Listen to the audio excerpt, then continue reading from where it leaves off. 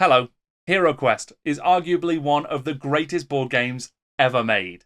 This 1989 dungeon crawler put D&D style adventure and Warhammer style miniatures on kitchen tabletops across the world. The game was put together by teams at Milton Bradley and Games Workshop, and it was the brainchild of legendary designer Stephen Becka. After the phenomenal success of HeroQuest, Becka went on to create Space Crusade and Battle Masters, HeroScape, and countless other classic board games. Most recently, Becka has been working on a brand new game of gladiatorial combat between dinosaur warriors under threat of an exploding volcano. It is called Saurozoic Warriors Arena, and I have been given unprecedented access to the development of the game, from concept to prototype to playtesting to launch. This is the first part in a series where I follow the creation of a brand new board game by one of the modern masters of game design. I'm Jordan, this is Jordan Sorcery, and today we begin the development diary of Saurozoic Warriors.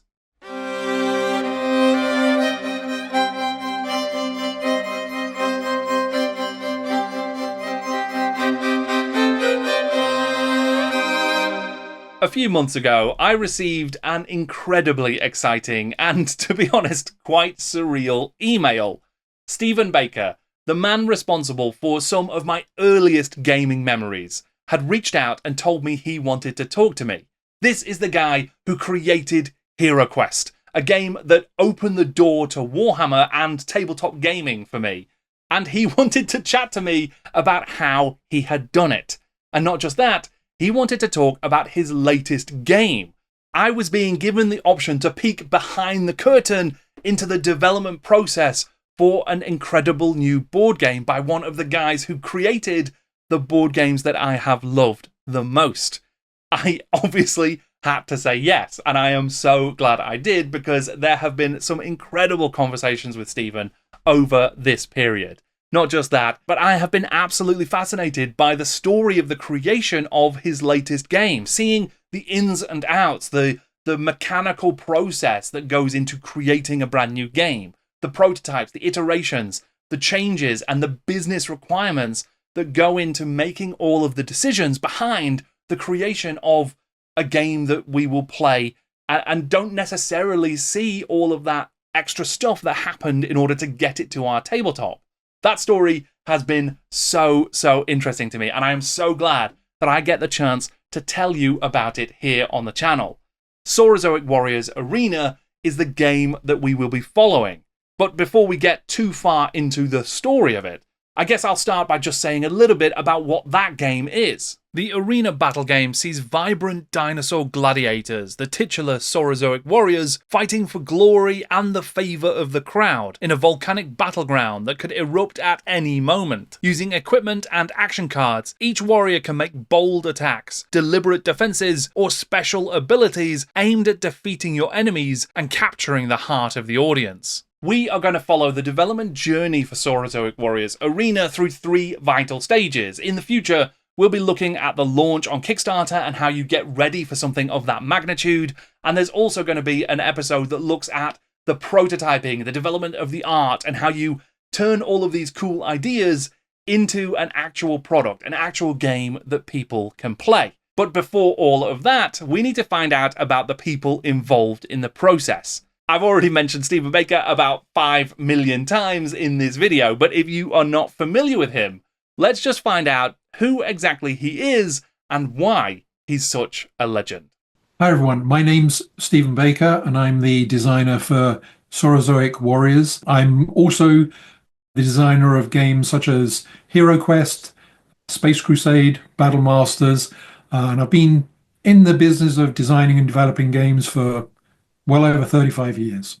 Back in the late 80s, after joining Games Workshop retail in one of their early London stores, Becka received a fateful phone call from MB Games, who were trying to source components for their board game manufacturing. They thought that Games Workshop made pieces, not entire games. From there, Becka was invited to consult on some of the new game's design, and he quickly joined the Milton Bradley team. In short order, he pitched a brand new idea, a board game version of the increasingly popular role-playing game Dungeons and Dragons. This would be a dungeon diving adventure game that was accessible for kids and families. And to help with production, Games Workshop actually were brought in to make components, all of the incredible miniatures and art that would populate the dungeon and give it life. HeroQuest was a smash success, and from that collaboration between MB and GW, there would be two more firm favourites, a science fiction sibling to HeroQuest called Space Crusade, or in some countries, StarQuest, and an introductory wargame in a huge box called Battlemasters. Set in the Warhammer 40,000 and Warhammer Fantasy worlds, these games, and HeroQuest, would be the first introduction for many thousands of gamers to the Warhammer universes and miniature wargaming itself. Becka's subsequent career has seen him become an industry expert, regularly sought out to provide guidance and advice on the design and development of games. His work has pushed forward technological innovations, like pre-painted miniatures, with games like Havoc and Heroscape, and he has worked extensively for major forces in tabletop gaming, like Hasbro and Restoration Games.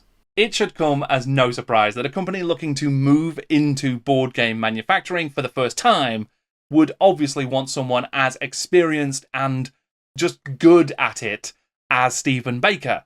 But before we get to the meeting of minds that would lead to Saurozoic Warriors Arena, let's find out who exactly Boss Fight Studio are, and why they are looking to create a game in the first place.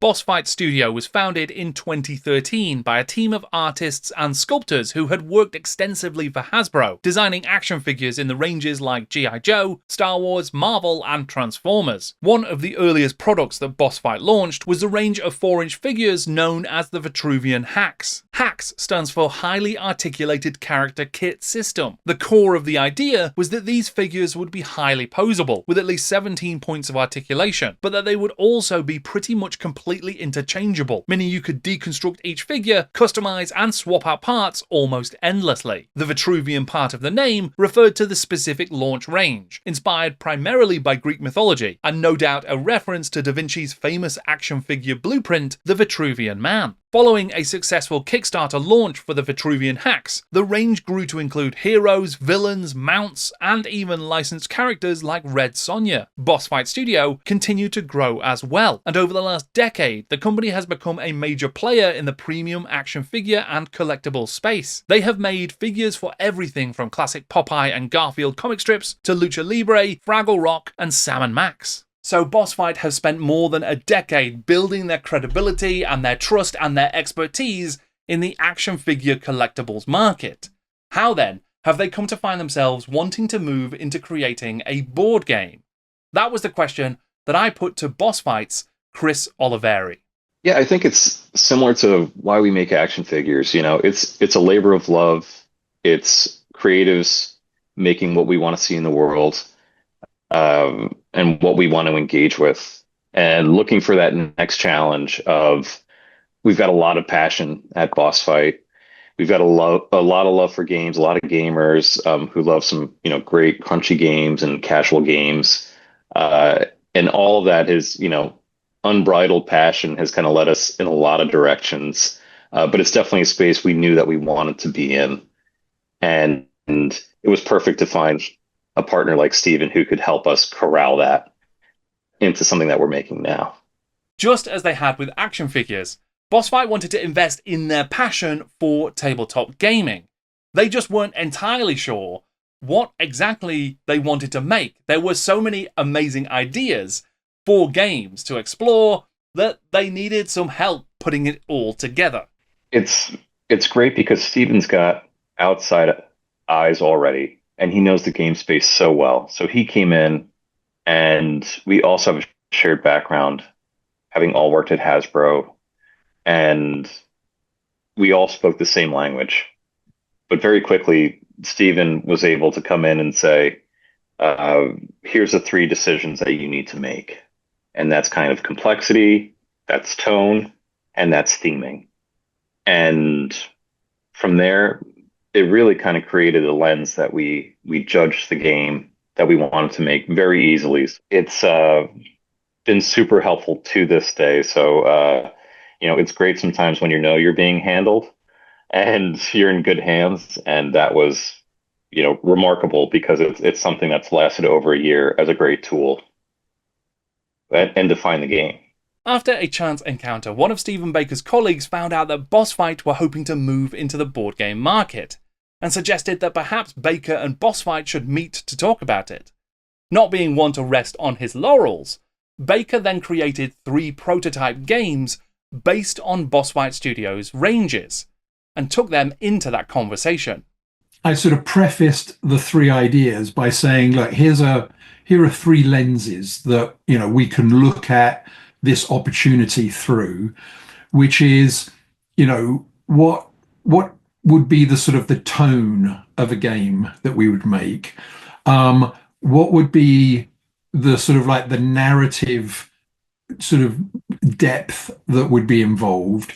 And what kind of complexity of a game are we looking at? So I basically provided a sort of a view of each of those lenses with a sort of a continuum of like, okay, so from complexity, it can be super crunchy, or it can be really, really light, right? And it's like, where in that sort of arc are we looking for? So that was it. And I presented those. I think that was a useful way for people to look at and respond to the ideas.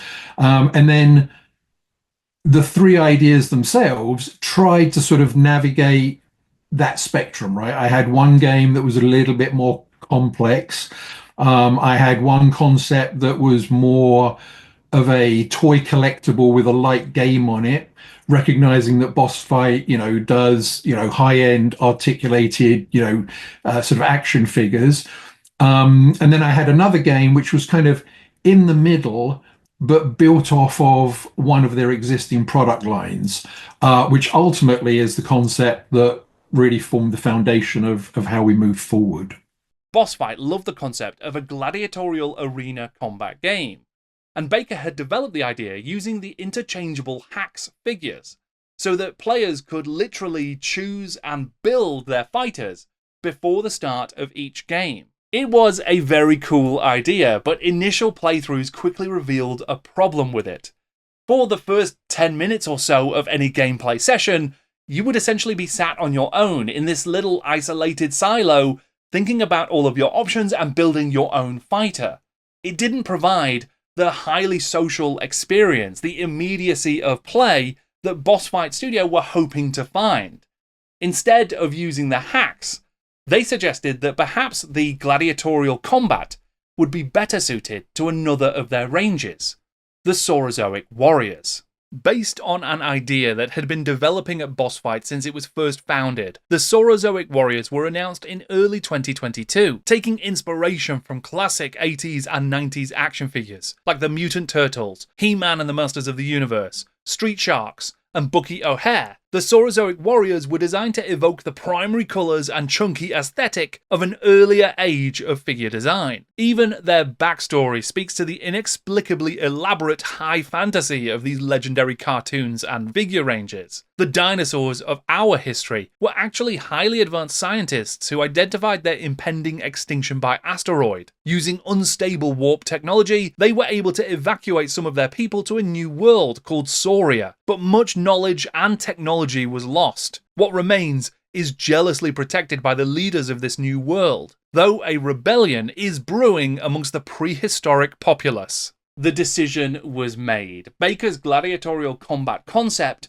was matched with the wild and wonderful world of the Saurozoic Warriors.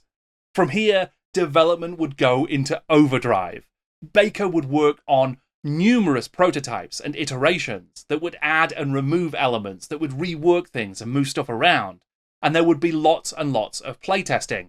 Meanwhile, Boss Fight would develop the art and assets that would go to create the world of this game. But exactly how all of that came together, how those prototypes and iterations developed the rules and the play of the game, and the look and feel as it all came to emerge, that is all stuff we will cover on future development diaries.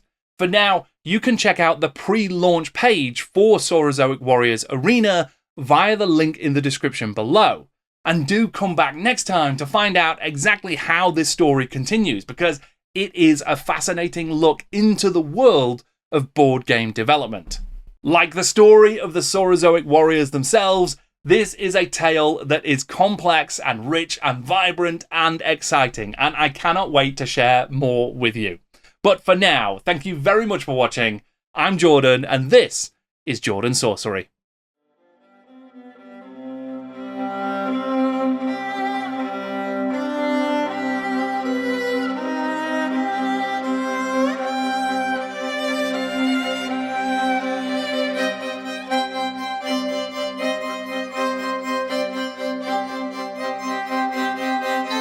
Do you remember Bucky O'Hare? I really remember. I think my older brother absolutely loved it, but we could never get hold of the figures from Index or Argos.